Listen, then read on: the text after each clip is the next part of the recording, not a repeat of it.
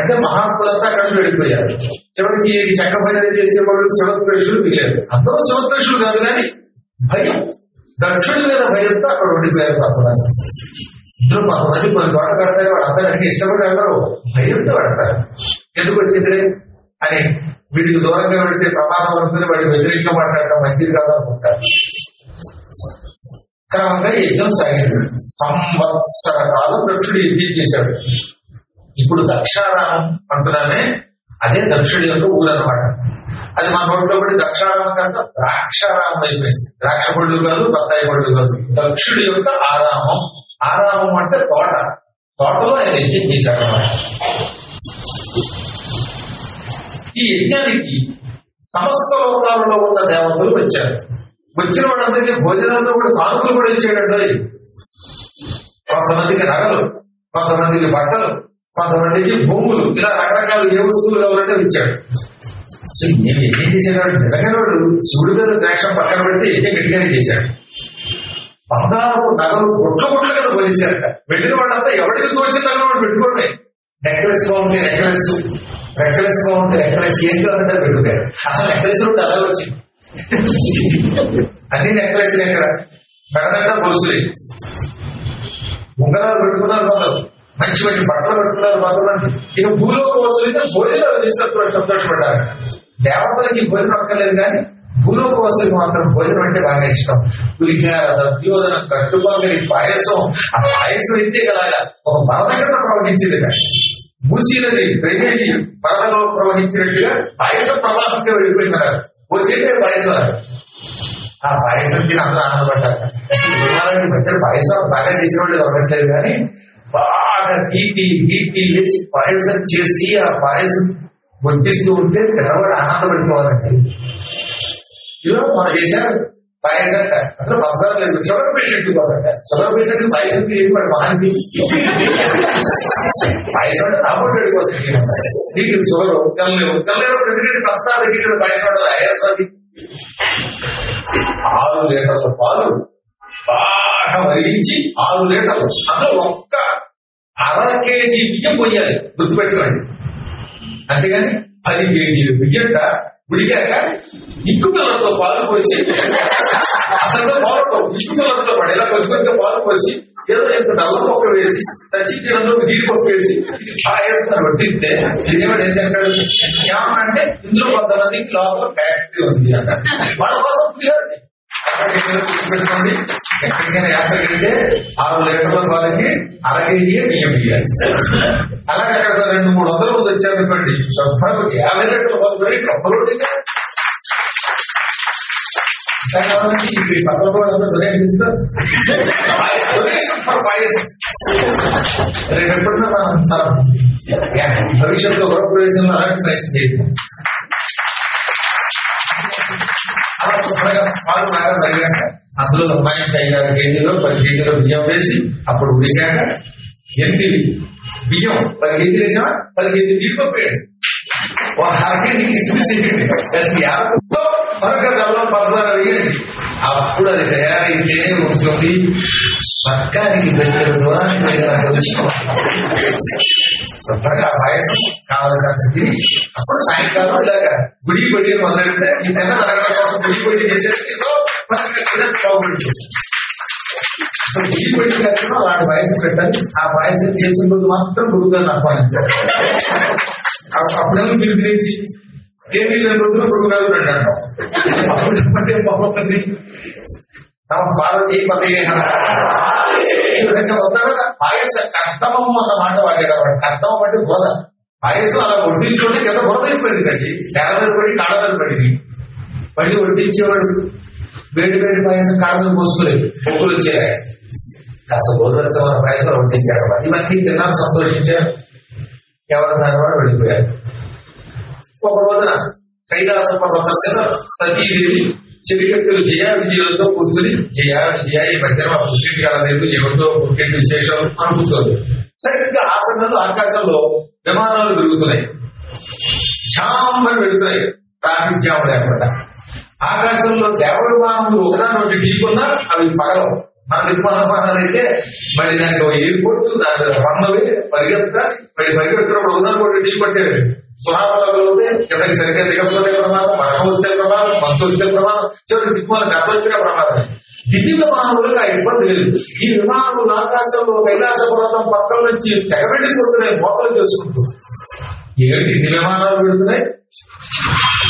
Corona తగ్గిపోయినా ఇన్ని విమానాలు పెంచారా ఏమిటంటే ఆవిడ భూలోకంలోకి నాన్నగారు ఒక యజ్ఞం చేస్తున్నారు. ఆ యజ్ఞములకు ఈ దేవతలంతా విమానాల్లో వెళుతున్నారు అన్నారంటే విజయ. అప్పుడు ఇవి తలపోయింది. ఆ విమానాల దగ్గరికి వెళ్ళింది. విమానంలో కూర్చున్న దేవతలు ఎవరుకుంటున్నారు? ఆహా, యజ్ఞం అంటే దక్షుడు చేసిన యజ్ఞమే యజ్ఞం. ఇటువంటి యజ్ఞములు ఎవరూ చేయలేరు. ఎన్ని చెడ్డి యాగాలు అయుతం అనే పేరుతో చేసిన, ఎన్ని ఆపోర్యాప్త యాగములు చేసిన, మరిన్ని యాగములు భూలోకవాసులు చేసిన, దక్షుడు చేసిన యాగము వంటి యాగములు మాత్రం చేయలేదు. ఎంతమందికి భోజనాలు పెడుతున్నాడు, ఎంతమందికి వస్త్రాలు ఇస్తున్నాడు, నగలిస్తున్నాడు. వాడి వైభవమే వైభవం. వాడి దగ్గర దాతృత్వం ఉన్నది, భోజనాలు పెట్టే లక్షణం ఉన్నది. అన్నిటికీ మించి శివుడిని పిలవకుండా ఇంత యాగం చేయడం మరీ గొప్ప అని అందరూ కోరుకుంటారు. అందరూ కొంతమంది అయితే ఈ గొలుసండి దక్షుడి యాగంలో తీసుకున్నారంటే ఒకడు, మరొక ఆవిడైతే అబ్బా మా ఆయన ఎప్పుడు కొనిపెట్టిన అంచు పెంచి అంచు చీర చీరలు పెంచింది. పూర్వం చీరలను కట్టేవారు. ఆడువాళ్ళలో చీర అనే ఒక వస్త్రం ఉండేది. ఈ చీరని కట్టుకునేవారు. అది వెళ్ళి బయలు ఉండేవారు. ఆ చీరలు దొరుకుతుంటారు కొంతమంది. మరి కొంతమంది జడ నిండా బంగారు నగలు పెట్టున్నారు. జడ కాపాడుతుంది. ఆ జడకి ఏదో జడగంట లాంటివి ఇలాంటివి పెట్టుకున్నారు. ఇవన్నీ దక్షుడి యాగంలో పట్టుకెళ్ళే ఉన్నారు. జడాన్ని కూడా పదార్థం ఉండేదండి. పూర్వం జడ పదార్థం ఉంది. ఇలా ఉద్దేశంతో భూత పిశాచాలను దుట్టుకు వస్తుందేవారు కాదు. ఇదంతా ఇప్పుడు సహీదేవి చూచింది. కళ్ళపోయింది. మా తండ్రి గారు మహావైభవంగా భూలోకంలో యాగం చేస్తూ ఉంటే ఈ విషయం నాకు తెలియకపోయింది అనుకుని వెంటనే శివుడి దగ్గరికి వెళ్ళింది. శివుడు నిర్వికారంగా ఆసనం మీద కూర్చుని యోగేశ్వరుడు కనుక యోగాభ్యాసంలో ఉన్నాడు. శివుడు యోగేశ్వరుడు. ఆయన ఎప్పుడు జపంలోనే ఉంటాడు. ఆత్మధ్యానం చేస్తాడు. ఆయన ధ్యానం చేస్తే లోపంలో బాగుంటాయి. ఆయన దగ్గరికి వెళ్ళి నమస్కరించి, స్వామి మా తండ్రి గారు మహాయాగం చేస్తున్నారట, ఆ యాగాన్ని అందరూ పెడుతున్నారు, మీరు ఎందుకు అడలేదు, నన్ను పంపలేదు వాడు. విమృశ్య కారణం దేవి కిమాపానం కరోతి దక్ష పితా మే మాతాచ విస్మృతా మాం కుతోదునా. మా నాన్నగారు మహాత్ముడు, నన్ను పిలవకుండా ఉన్నాడు. ఆయన నన్ను ఎందుకు పిలవలేదు? ఒకవేళ ఆయన మర్చిపోయితే మనం మాత్రం ఎందుకు అడగకూడదు? ఒకవేళ అమ్మగారు మా నాన్నగారు నన్ను మర్చిపోయాడు అనుకోండి, అంత మాత్రం తండ్రి దగ్గరికి కూతురు అడగకూడదా, అల్లుడు అడగకూడదా? అసలు అల్లుడు పిలవాలని చేస్తారు ఎక్కడ ఉంది? పిలవకుండా వీళ్ళు ఎవరికో అల్లుడిగా ఉంటుంది కండి. మామగారికి ఎప్పుడైనా మీరు గుర్తుపెట్టుకోండి, వీళ్ళు పెళ్ళైన వాళ్ళు చేస్తారు కదా, ఓ చాలా మంది అనుకుంటారు. మామగారు పిలవక్కర్లా, మామయ్య గారు రానక్కర్లా, వెళ్ళి మామ వచ్చింది. అందుకే నేను ఒక పద్యం తెచ్చాను. మామా వచ్చింది వంటి మానవులు యోగపంతులు ఈ భూషయం సోముంచారని. ఓసారి నేను నిలబెట్టేసే సంతలో రాసిన పద్యం, నిలబెట్టేసే సందర్భంలో కొద్ది రోజులు మళ్ళీ పునర్భూతం వస్తుంది కదా, అందులో అన్నాను, చంద్రుడిని మనం ఎవరు పిలుస్తాం? చంద మామ ఓహో చంద మామ అంటామా కదా, ఆయన నామ. అందుకని మామ వచ్చాం అని మానవులు ఏం చేశారట, ర్యాకెట్ లో వెళ్ళి చంద్రమండలం మీద చంద్రమండలం మీద అడుగు పెట్టారు. చంద్రమండలం మీద మానవులు అడుగు పెట్టడానికి గల కారణం మామగారికి వెళ్ళాలనిపోయింది. మామగారింట్లో చేసుకుని మరి ఎక్కడ చెప్పడం కోసం చాలా చమత్కారం పెట్టినట్టు. మానవులు ర్యాకెట్ అనే ఒక వ్యోమ విమానంలో వెళ్ళి చందమామ మీ దగ్గరికి మామాలు వచ్చారు. ఈ చంద్రుడు ఎక్కడ ఉంటాడు? శివుడి యొక్క భూషణం, శివుడు తల మీద ఉంటాడు. ఇప్పుడు మామయ్య గారు ఇంట్లో అడుగు పెట్టారు అనుకోండి, ఈ మామగారు శివుడు ఎక్కడ ఉంటాడు. ఇప్పుడు వీళ్ళంతా ఎవరి దగ్గరికి వెళ్ళట్టు? శివుడి శిరస్సు శివుడినే చూసేసినట్టే. మేనమామని పట్టుకుంటే శివుడి దర్శనం అవుతుంది, మామయ్య గారు గట్టిగా పట్టుకుంటే శివుడి దర్శనం అవుతుంది అని ఒక చమత్కారం. నీ మూర్త సభాస ఆజ్ఞామోఘత్వము మేనయల్లురకు దవ్వ ఎలకంటేశ్వరా మేము చంద్రుడికి మేనల్లుడు, ఆయన మా మావయ్య, మేము ఆయన నెత్తి మీదకి వచ్చాం, ఆయన నీ నెత్తి మీద ఉంటాడు. ఈ విధంగా మేనమామ అనుగ్రహంతో మేనల్లుడమైన మేము నీ దగ్గరకు వచ్చాము, తద్వారా కైలాసానికి వచ్చాము, మేము నరకానికి పోము అని ఇప్పుడు 50 ఏళ్ళు. కాబట్టి నువ్వేనా మామగారి ఇంటికి వెళ్ళాలి, నేను వెళ్ళాలి, మా నాన్నగారి దగ్గరికి డెవలప్ రావు నీకు ఉన్నాయి. కారణం ఏమిటో తెలియదు, యజ్ఞానికి ఆహ్వానం రాలేదు, నువ్వు తీసుకెళ్ళడం లేదు.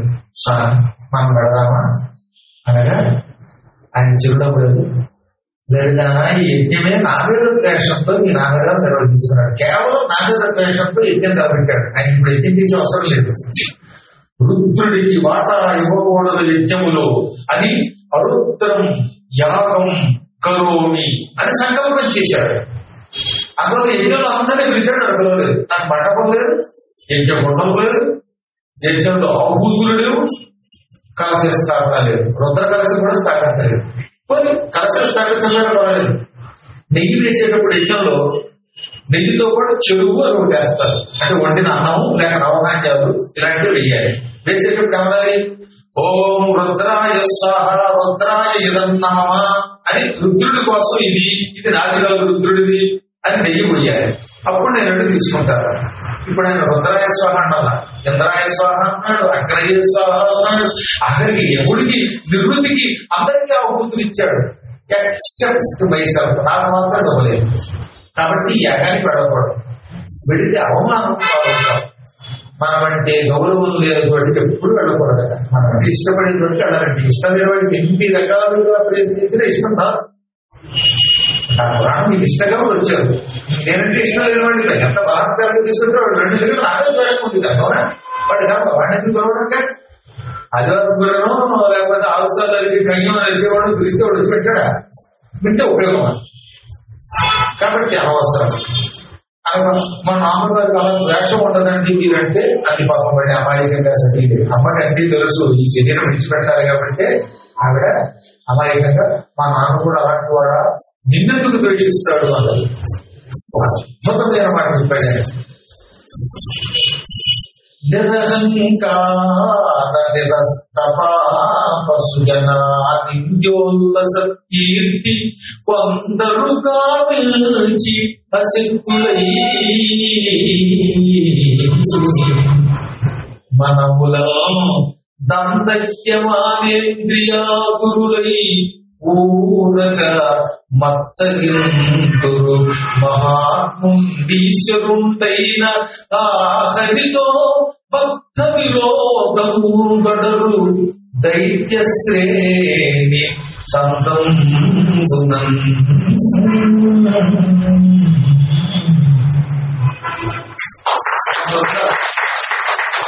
వారికి అహంకారం ఉండదు.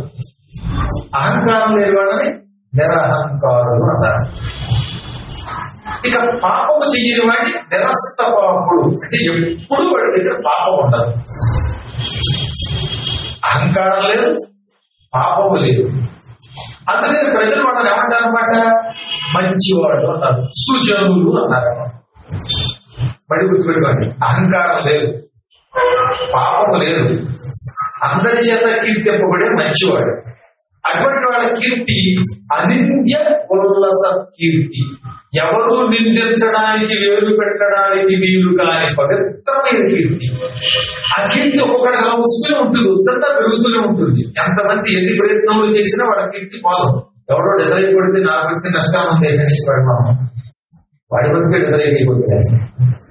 ఈ కీర్తి కొంతమంది తమకి కావాలనుకుంటారు, కీర్తి కావాలనుకుంటారు కానీ శక్తి రాదు. ఎవరి కీర్తి వాడితే ఒకరికి జగత్ ప్రసిద్ధి వస్తుంది, ఒకరికి రాదు. ఎంత గెలుచుకున్నా వాడి కీర్తి వాడికి రావాలంటే రాదు, కొంత కీర్తి పోదు. కానీ అవతల వాడికి అంత పేరు వస్తున్నది నాకెందుకు రాకూడదు అని ఆ కీర్తిని కొంతమంది కోరుకొని ఆ కీర్తి కోసం నానా పాటలు పడతారు. కానీ వీడు అశక్తుడు, వీడి దగ్గర శక్తి లేదు.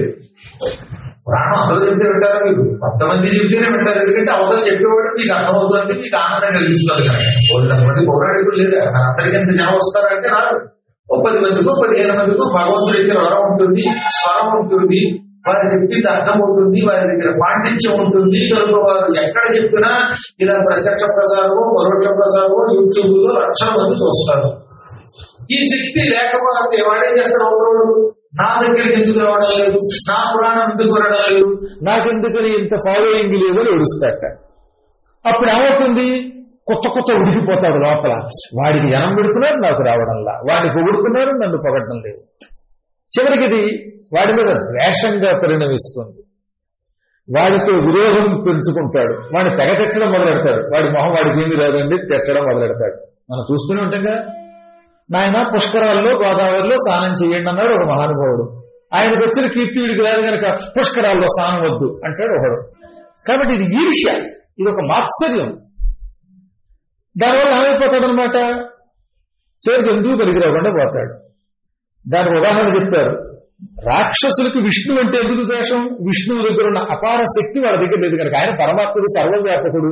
అందుకని హరితో బద్ధ విరోధముందడు దైత్యశ్రేణి చందంబునన్ శ్రీమన్నారాయణుడితో నిరంతరం రాక్షసులు ద్వేషంతో విరోధం పెట్టుకున్నట్టుగా కొందరు పాపాత్ములు మహాత్ములతో విరోధం పెట్టుకుంటారు. మీ నాన్న అలా నాతో విరోధం పెట్టుకున్నాడు, ఇప్పుడు ఆ యజ్ఞములకు వెళ్ళావంటే నువ్వు నశించిపోతావు, నీవు లేకపోతే నేను ఇబ్బంది పడతాను, నా మాట నువ్వు వెళ్ళొద్దు అన్నట్టు ఆయన. మీరు అన్ని ఇలాగే అంటారు. మా డాడీ బాడీ ఇచ్చిన వాడు చాలా మంచివాడు, ఆయన గురించి ఏమనకండి అన్నది అమ్మవారు. చెప్పిన మాట వినకుండా బయలుదేరింది. నడిచి బయలుదేరింది పైగా. దాంతో నందీశ్వరుడు వచ్చి, అమ్మ మేము స్వామిని వదులుతాం కానీ నగరం, అయ్యగారి కంటే మాకు అమ్మగారే కావాలన్నారట. ఇది గొడవ ఉండదు. చాలా మందికి అయ్యగారి కంటే అమ్మగారి మీదే భక్తి ఉంటుంది, అది ఉండాలి కూడా. ఈ దిక్మాల అయ్య వల్ల ఏమి ఉపయోగం కానీ అమ్మగారికి నేను అన్నం పెట్టాలి, టీ ఇవ్వాలి, ఏం చేసినా అమ్మే కాబట్టి అమ్మగారిని పెట్టుకోవాలి. అందుకని పార్వతీ మాత నీకంటే మాకెవరు అని వీళ్ళు ఏం చేశారట, శివుడు మాట కూడా కాదని నందిని అలంకరించారు కొందరు. నంది వీపెక్కన్నాడు, అమ్మవారు వీపెక్కింది. ఈ ప్రమదగణాలు నందీశ్వరుడు, చండీశ్వరుడు, భృంగీశ్వరుడు, భృంగిరెడ్డి మొదలైనటువంటి వాళ్ళంతా అమ్మని వెంట పెట్టుకుని మహావైభవంగా దక్షవాటికి వెళ్ళారు. దక్షవాటికి వెళ్ళాక అక్కడ యజ్ఞం బాగా జరుగుతోంది. నంది ఆగాడు, అమ్మ దిగింది. చూచాడు దక్షుడు అలాగే దూరం నుంచి. నీ ముఖానికి నేను పిలవకుండా వస్తావా అని చిన్న కూతురు మీద ద్వేషంతో ఆమెను చూడలేదు. నిజానికి చిన్న కూతురు అంటే చాలా ఇష్టమే, కేవలం అల్లుడి మీద ద్వేషంతో ఇప్పుడు కూతురు కూడా పిలవలేదట. ఇదేం కర్మయోగం? ద్వేషం ఉండకూడదు. ఒక సందర్భానికి తగినట్టు కోపం వస్తే ఆ కోపం అంశం మీద ఉండాలట. గుర్తుపెట్టుకోండి, ఒక వ్యక్తిలో ఒక లక్షణం నచ్చకపోతే ఆ లక్షణం వరకే కోపించాలి. 24 గంటలు కోపిస్తే వాడు పతనం పాలవుతాడు. అందుకనే దక్షుడు సర్వనాశనం అయ్యాడు. ఒక్క తల్లి, దక్షుడి భార్య వీరిని, సతీదేవి తల్లి, ఆమె తప్ప తక్కిన వాళ్ళు ఎవ్వరూ సతీదేవిని పట్టించుకోలేదు. కొంచెం ఆడపిల్లలు వచ్చేట్లండి, మా చెల్లి అని. సోదరులు కూడా అలాగే వస్తే మా నాన్న ఏమంటాడు అని. ఇంకా సభాసదులైతే లేచి నిలబడితే ఒట్టు. ఎందుకంటే ఎవరన్నా లేచి సతీదేవిని పలకరిస్తే దక్షుడు చంపుతాడు. ఎందుకు వచ్చింది గొడవ అనుకున్నారు. కలయసి కరవాలం ధూమకేతుమివ కిమపి కరాళం కేశవా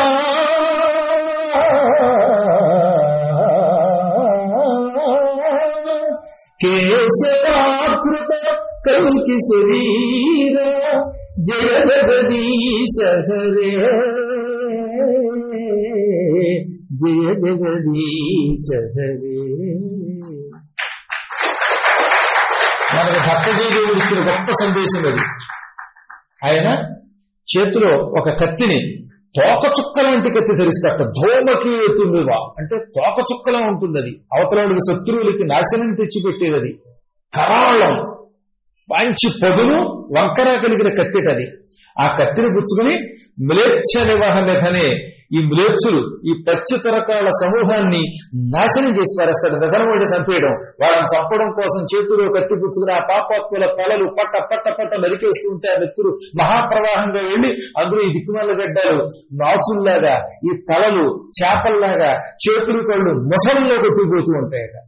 అలా తుచ్చుల్ని చంపి ధర్మ సంస్థాపనం చేసే కేశవ, ఓ శ్రీమన్నారాయణ, ధృత కల్కి శరీర, ధరింపబడిన కల్కి శరీరం కలవాడా అంటే కల్కి శరీరమును ధరించినవాడా, జయ నీకు జయము కలుగుగాక, నీవు జయించరుగాక. విష్ణువుకి ఎప్పుడు జయమే, మరి మనం ఎందుకు ఈ జయం కోరుకోవాలి? భగవంతుడైన శ్రీమన్నారాయణుడు జయించాలని కోరుకుంటే నీవు జయిస్తావు, ఆయనకు జయం కోరుతావు. ఎంత అద్భుతమైన భావం అండి. రేపు పూరి జగన్నాథంలో ఈ భక్తదేవుడు అష్టపదులే ప్రత్యేక చెబుతున్నాను అనమాట. అద్భుతమైన లీలలు, ఎంత భాగవత లీలలు, శ్రీకృష్ణ పరమాత్మ లీలలు. అవి వినే కొద్దీ శరీరం గగురుపాటు గురవుతుంది, మనం ధర్మాత్ములు అవుతాం, ధర్మ సంస్థాపన చేయగలుగుతాం, జయం పొందగలుగుతాం. కాబట్టి అలా కృష్ణుణ్ణి మనం ఒకసారి ఆవాహన చేసుకోవాలి. ఆవాహన చేసుకుని ధర్మ సంస్థాపన చెయ్యాలి. మన శరీరం భగవంతుడు ఎందుకు ఇచ్చాడు? ధర్మాన్ని ఉద్ధరించడానికి. ఉద్ధరించకపోతే ఇదిగో దక్షయజ్ఞం నేర్చినట్టు నశిస్తున్నాడు. దక్షయజ్ఞంలో అందరూ సతీదేవి అమ్మవారిని తెలుసు, శివుడు అంటే తెలుసు, కానీ ఆవిడ వస్తే లేచి నిలబడలేదు, నమస్కరించలేదు, అభివాదనం చెయ్యలేదు, కనీసం పలకరించలేదు. చూచిందాన్ని తండ్రికి ఎదురుగా వెళ్ళింది. తన భర్త మీద ఎంతో ద్వేషంతో తండ్రి యజ్ఞం చేస్తున్నాడని ఎప్పటి కనిపెట్టింది. ఇది తనకి ప్రమాదం, తన భర్తకి చికాకే, తండ్రికి ప్రమాదం తెలుసు కదా. అందుకని తండ్రి దగ్గరికి వెళ్ళి, నాన్న ఇంత గొప్ప యజ్ఞం చేసి యజ్ఞానికి నా భర్త నీ అల్లుడు పరమాత్ముడైన ఆ మహాత్ముణ్ణి శివుణ్ణి పిలవ్వా, ఇదంత ప్రమాదం నీకు తెలియటం లేదు. అనయంబు శివయను శబ్దద్వయంబును శ్రద్ధతో ఆలకించినోక మాత్రమున శుభంబునగును కాదే. నిరంతరం శివ శివ శివ అని 2 అక్షరములు జపిస్తే అప్పటి వరకు మనం చేసిన పాపాలన్నీ తొలగిపోతాయని వేదం చెబుతోంది. అటువంటి శివనామస్మరణానికి వ్యతిరేకంగా యజ్ఞం చేస్తున్నావు. ఇక్కడికి వచ్చిన వాళ్ళు శివుడిని తెలుసుకోవటం లేదు, నువ్వు శివుడిని తెలుసుకోవటం లేదు, శివుడికి భాగం కలిగించలేదు. ఇప్పుడు నాకు అర్థమైంది, నా భర్త ఎందుకు ఈ యజ్ఞానికి వెళ్ళొద్దన్నాడు. వెళితే తిరిగి రావని కూడా హెచ్చరించాడు, వినకుండా వచ్చాను, వచ్చినందుకు తగిన శాస్తి అయ్యింది. ఇప్పుడు నా శరీరం మీద నాకే అసహ్యం కలుగుతోంది. నేను తిరిగి మా తండ్రి యజ్ఞం నుంచి వెనక్కి వచ్చాను. ఆయన నన్ను ఆదరించలేదు, తిరస్కరించాడు, తిట్టాడు. ఆయన నా భర్త దగ్గరికి వెళితే ఆయన నన్ను చూసి నవ్వుతాడు. నవ్వి పరిహాసంగా దాక్షాయణి అంటాడు, అంటే ఓ దక్షుడి కూతురా అంటాడు. చి, అప్పుడు నాకు నా శరీరం మీద జుగుప్స కలుగుతుంది. ఇక నేను నీ దక్షుడి కూతురిగా ఉండదలుచుకోలేదు, నీ కూతురిగా, దక్షుడి కూతురిగా ఈ శరీరాన్ని ధరించదలుచుకోలేదు.